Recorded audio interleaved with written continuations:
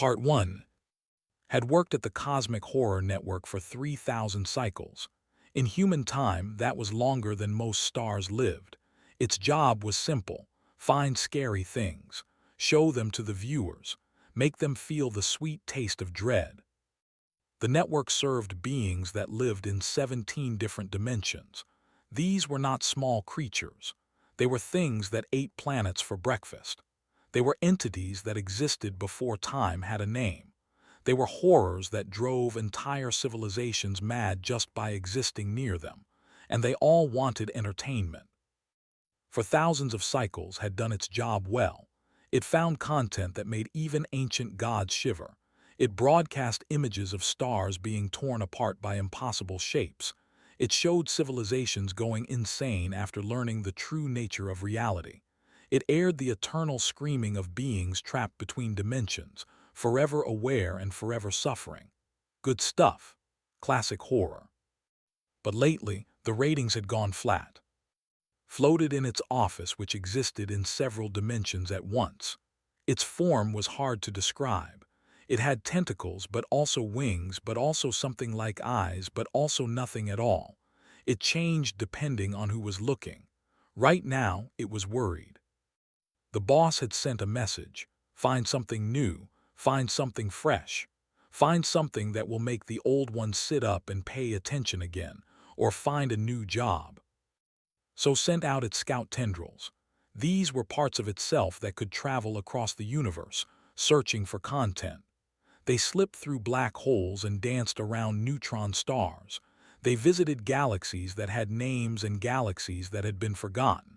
They looked and looked and looked. Most of what they found was boring: more star deaths, more mad civilizations, more screaming, the usual. Then one tendril found Earth.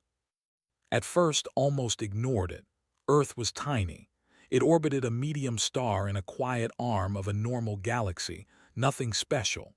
The dominant species was soft, squishy, and short-lived. They called themselves humans. They had only been around for a blink of cosmic time. But the tendril insisted. Look closer, it said. Watch what they do. So looked closer. It tapped into the humans' information networks. They had primitive technology, but they recorded everything. They had something called the Internet, which was like a baby version of the network. And on this Internet, they had something called true crime. Watched a documentary first. It was about a human male who had kept other humans in his basement, not for any cosmic reason, not because a dark god told him to, not because reality had broken his mind. He just wanted to. He did it for years while smiling at his neighbors and going to work like nothing was wrong. Paused the documentary. It felt something it had not felt in a very long time. It took a moment to identify the feeling. Shock. It was shock. It kept watching. There was a woman who poisoned people slowly over months and years just to watch them get sick. There was a man who pretended to help search for a missing child while knowing exactly where he had buried the body. There were people who killed not for food, not for territory, not for survival, but for fun. The humans had a word for these people: serial killers. They killed in series, like a television show. Watched for what felt like a very long time. It saw documentaries and news reports and podcasts. It saw court cases and interviews and prison footage. It saw the faces of the humans who did these things. They looked normal. They looked like all the other humans. You could not tell them apart. This was the part that disturbed most. In the cosmic horror business, evil had a look. Dark gods were obviously dark gods. Eldritch abominations looked abominable. When reality went wrong, you could see it happening. The horror was visible. The horror made sense. But these humans, these soft, small, short-lived creatures, they could hide their horror inside. They could walk among their own kind and no one would know. They could smile and shake hands and say nice things while their minds held darkness that would make an elder god uncomfortable. Submitted a report to the Programming Council. It included samples. It included analysis.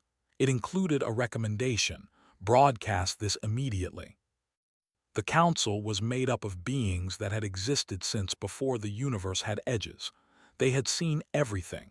They had grown bored of everything. Nothing surprised them anymore. Until now. The head of the council, a vast presence that existed mostly as a mathematical concept, watched the samples. It saw a documentary about a man who had convinced people he was a doctor for 20 years while actually having no training at all. It saw coverage of a woman who had poisoned her own family members one by one. It saw the calm, ordinary faces of humans who had done extraordinary evil. The council approved the broadcast within one cycle. This was unheard of. Usually, approvals took thousands of cycles. Usually, there were debates and arguments and forms to fill out. Not this time. The first broadcast went out across 17 dimensions. It was a simple documentary about a human killer. Nothing fancy, just facts, just footage, just the story of what one small, soft creature had chosen to do to other small, soft creatures. The response was immediate. Beings that had not contacted the network in millions of cycles sent messages. They wanted more. Entities that usually only watched the destruction of galaxies found themselves unable to look away from the story of one human and his victims. Ancient gods who had grown tired of existence itself felt something stir in whatever they had instead of hearts. Received a promotion. But it was not just about the violence. Understood this quickly. The network had shown violence before. The network had shown destruction on scales that made human crimes look like nothing. A single human killing 10 other humans was tiny compared to a supernova that destroyed billions. But the supernova had no choice. The supernova was just physics. The supernova did not decide to explode. It simply did. The humans decided. This was the key. This was what made the content special. Every human who committed these crimes had other options. Every single one. They could have been kind. They could have helped people. They could have built things and loved things and made the universe slightly better. They had free will. They had choice. And they chose horror. Not because reality made them. Not because a dark god whispered in their ears. Not because the universe was cruel and indifferent. They chose it themselves, with their small brains and their short lives and their soft bodies. To the viewers of the Cosmic Horror Network, this was terrifying in a way that cosmic indifference could never be. The universe did not care about suffering. Everyone knew that. But humans cared very much. They understood suffering. They could imagine it. They could feel it. And some of them chose to create more of it anyway. Watched the ratings climb higher and higher. It watched beings from across 17 dimensions tune in to see what the humans would do next. It watched ancient entities who had grown bored of existence become interested again. And somewhere deep in whatever had instead of a soul, it felt something new. It felt a little afraid, not of the content, not of the humans, but of what it meant.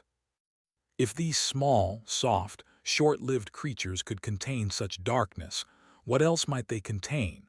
What else were they capable of?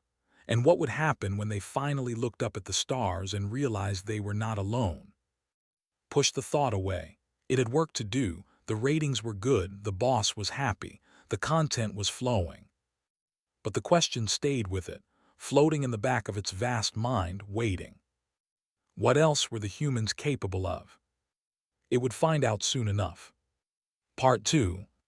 The phenomenon spread faster than light. Within one broadcast cycle, human true crime became the most watched content in the history of the Cosmic Horror Network. This was not a small achievement. The network had been operating for longer than most universes had existed. It had broadcast the death of reality itself, multiple times in multiple dimensions. It had shown things that broke the minds of gods. None of it compared to humans. The first big hit was a documentary about a man named John Wayne. The viewers learned that this human had dressed as a clown to entertain children. He had been active in his community. He had shaken hands with important people, and he had killed 33 young men, burying most of them under his own house. The comment section, which existed outside of normal space-time, exploded. An entity known as the Crawling Chaos wrote, "I have driven civilizations to madness. I have whispered secrets that unraveled the fabric of reality, but I have never dressed as a clown while doing it. What is wrong with these creatures?" A being that existed as pure mathematical terror responded, "The clown costume disturbs me more than the kills. Why the clown? What purpose did the clown serve?" Another viewer, an ancient presence that had watched the first stars die, simply wrote, "I need to take a break. I am feeling things I do not have names for." The network's executives were thrilled.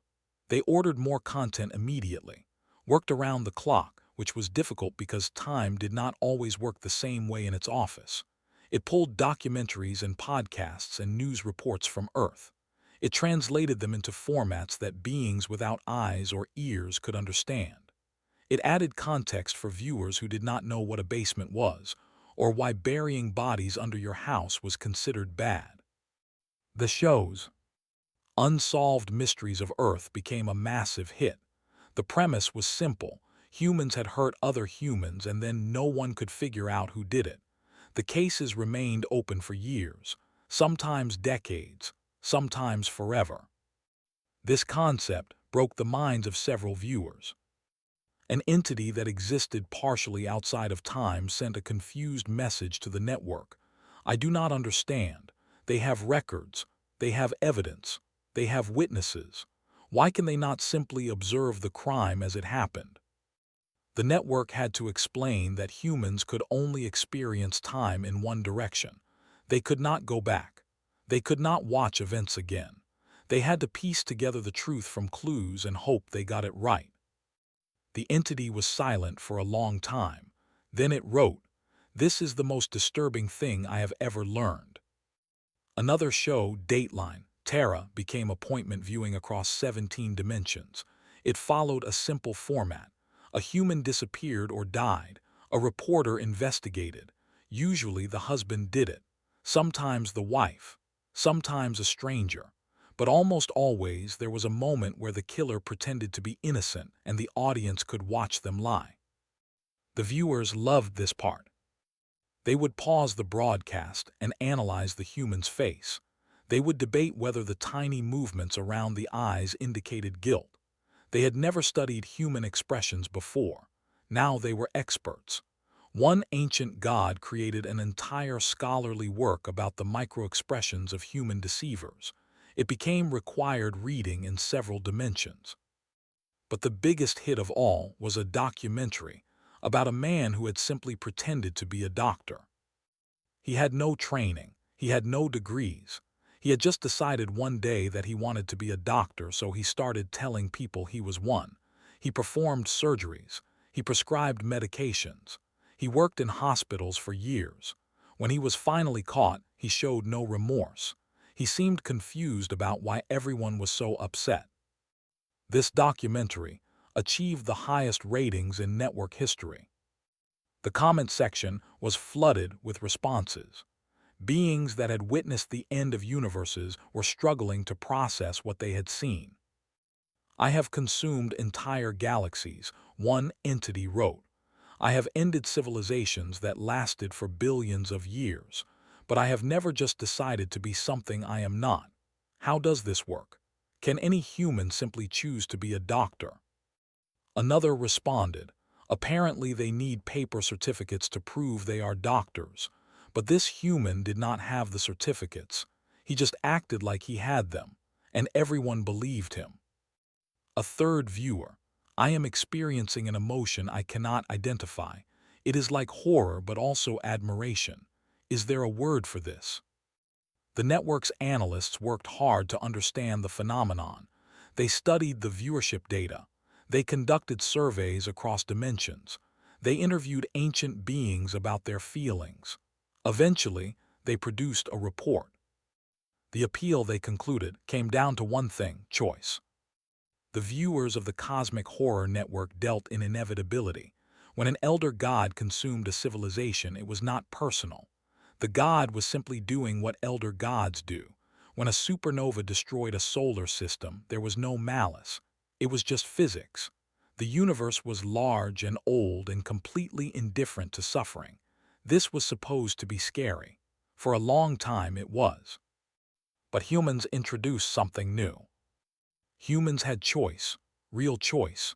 Every human who committed a crime had options. They could wake up in the morning and decide to be kind. They could help others. They could build things. They could love. The universe did not force them to be evil. Nothing forced them. They looked at all their options and picked the worst one. This was terrifying in a way that cosmic indifference could never be. An elder god destroying your planet did not care about you. It probably did not even notice you existed. But a human who hurt you, they knew exactly what they were doing. They understood your pain because they could feel pain too. They chose to hurt you anyway.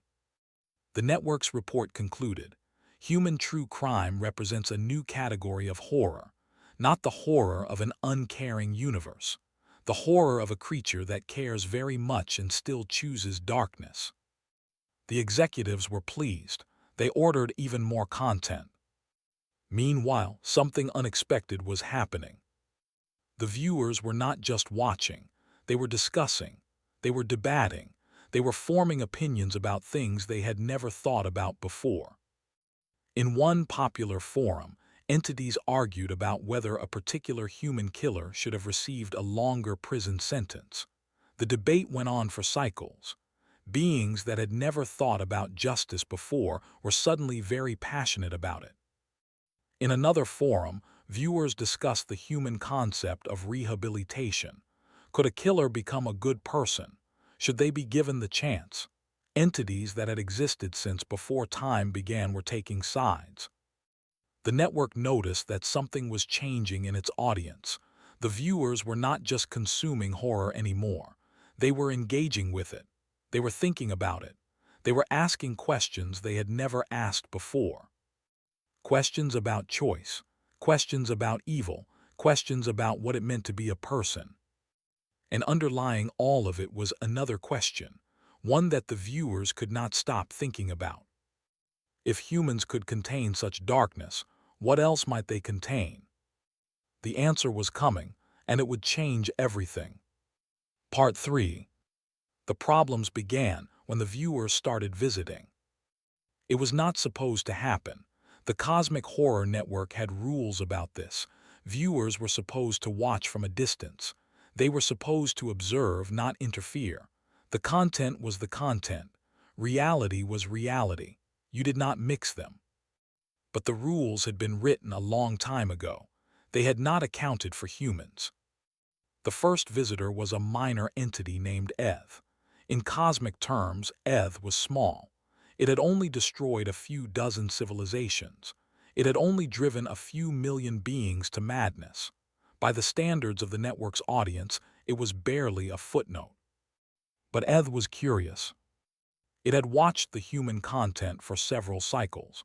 It had seen the documentaries and the podcasts and the news reports. It had studied the faces of human killers and human victims. It had learned about basements and evidence and prison sentences, and it wanted to see for itself. So Eth manifested on Earth. It chose a small town in the middle of a large country. The humans called the country America.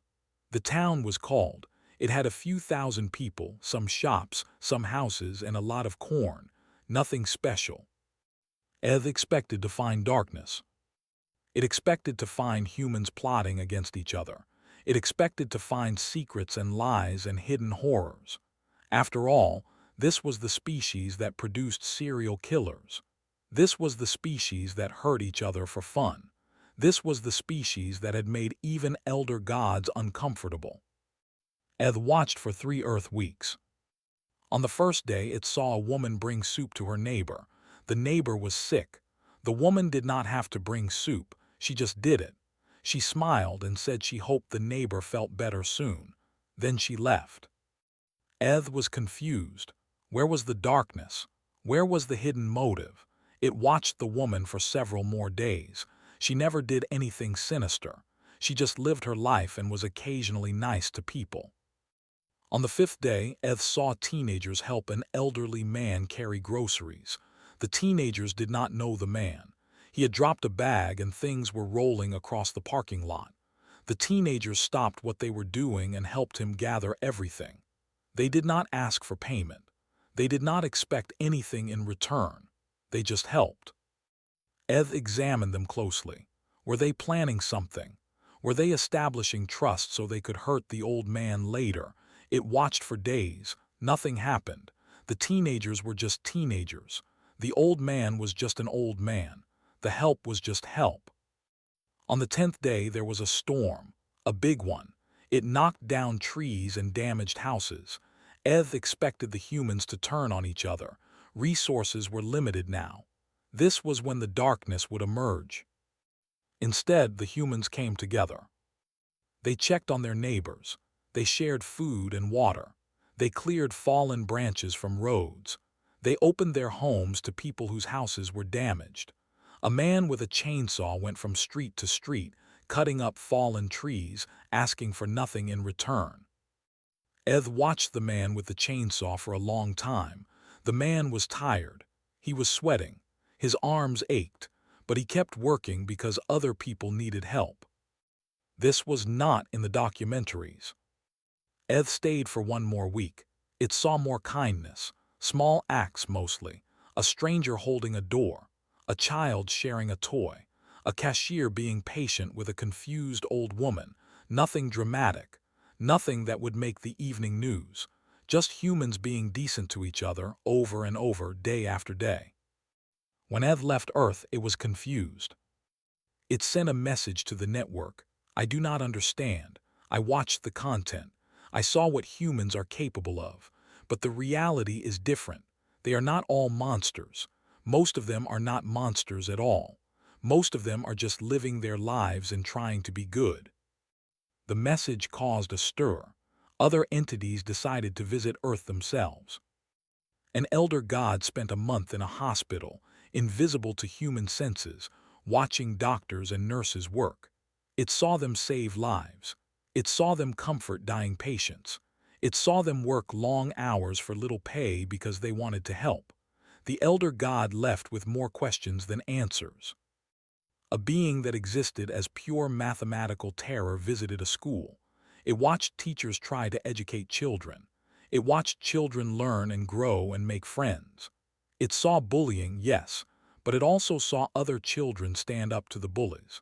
It saw kindness and cruelty existing side by side, sometimes in the same person. The reports came flooding back to the network. Humans are confusing, one entity wrote. They have the capacity for great evil, but they also have the capacity for great good, sometimes in the same individual. I do not know what to make of this. Another wrote, I observed a human donate blood. This means giving part of their own body to strangers they will never meet. Why would they do this? What do they gain? A third, I saw a human run into a burning building to save a child. The human knew it might die. It went anyway. This is not rational behavior. This is not survival instinct. What is this? The Cosmic Horror Network faced a dilemma. Its content was still popular. Human true crime still drew massive audiences. But now there was demand for something else. Viewers wanted to understand the full picture. They wanted to see not just the darkness but also the light.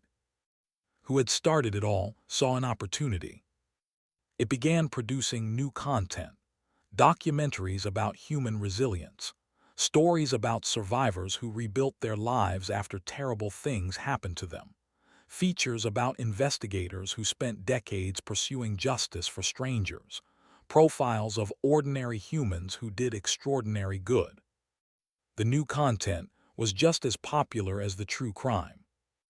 Viewers watched stories about people who forgave the humans who had hurt them. They watched documentaries about communities that came together after tragedies. They watched features about volunteers who traveled to disaster zones to help complete strangers. The comment sections changed. Instead of just discussing the darkness, viewers began discussing the light. They debated what made humans help each other. They analyzed the psychology of kindness. They tried to understand why a creature with such capacity for evil would also have such capacity for good. One ancient entity, after watching a documentary about a man who had dedicated his life to helping homeless people, wrote, "I have existed for longer than this universe. I have seen empires rise and fall. I have witnessed the birth and death of gods, but I have never understood why anyone would choose to help others at cost to themselves. I still do not understand, but I find that I want to." Another wrote, "The humans call it love, but that word is too small. What they have is something bigger, something that makes them capable of both the best and worst things in the universe. I do not know if I admire them or fear them, perhaps both." Produced a final documentary. It called the project its legacy. The documentary was simple. It showed both sides of humanity, the killers and the helpers, the destroyers and the builders, the people who chose darkness and the people who chose light, and it ended with a question. What kind of species could contain both? The documentary did not try to answer. It just let the question sit there, uncomfortable and unresolved. The broadcast reached beings across 17 dimensions. It reached entities that had existed since before time began. It reached ancient gods who had grown bored of existence itself, and it made all of them think. Because the answer to the question was the most terrifying thing of all. Humans were not monsters. They were not angels either. They were something in between, something that could choose every day what to be, something that contained both heaven and hell inside the same fragile body. And they were growing, learning, spreading, looking up at the stars. Someday, the viewers realized the humans would reach them. Someday, these strange, contradictory creatures would leave their small planet and venture out into the cosmos. They would meet the beings that had been watching them. They would encounter the horrors that had found them so fascinating. What would happen then? No one knew. But for the first time in a very long time, the ancient beings of the universe were paying attention. They were watching Earth. They were watching humanity. They were waiting to see what these small, soft, short-lived creatures would do next. Because if the humans could contain such darkness and such light, they could contain anything. They could become anything. They could change everything. The void was silent. The stars burned cold. And somewhere on a small blue planet, humans went about their lives, unaware of how closely they were being watched. They made choices, small ones mostly, whether to be kind or cruel, whether to help or hurt, whether to build or destroy. Each choice, the watchers knew now, mattered. Each choice was a statement about what humanity was becoming. Each choice shaped the future of a species that might one day stand alongside gods. The cosmic horror network kept broadcasting. The viewers kept watching. And in the darkness between dimensions, ancient entities lay awake, thinking about a species that terrified them not because of what it was, but because of what it might become. The humans did not know it yet, but they had already started to change the universe just by being themselves. And that was the most human thing of all.